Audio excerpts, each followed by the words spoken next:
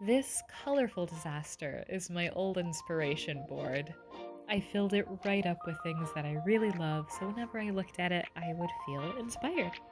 I put this together years ago, so it's a little rough around the edges, literally. The washi tape I used for the border did not hold up over the years. I used cardstock for the background, and I printed off pretty much any image that I liked from the internet and just stuck it on there. I decided to do some watching while I worked. I couldn't decide for a hot minute, but then we came to a decision. Look at them. Perfect, cute, amazing. I had to rip off all the old yucky tape to start with, and yikes, there was a gross pink sticky film underneath. Now this may be a mess, but at least it's a cute one. And there we have the crusty border. Ugh.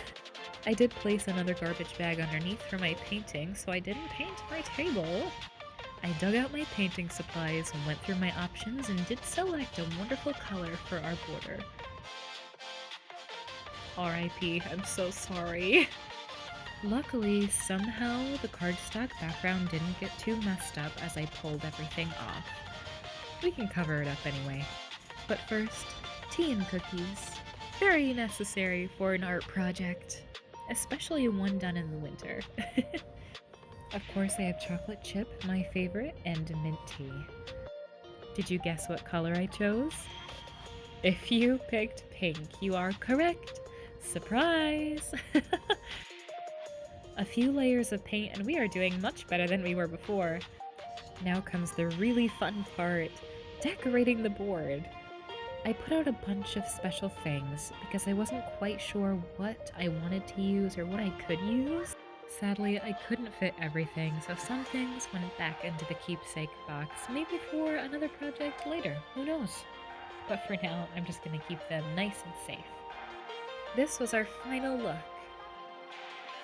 These Pokemon cards were actually left in the doorplate of my hotel room at another anime convention 2021.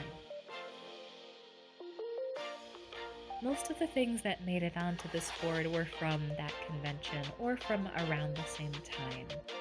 I'm very pleased with the way this all turned out and so happy that I could repurpose this board into a new source of inspiration. And this time it's full of things that I have actually lived through.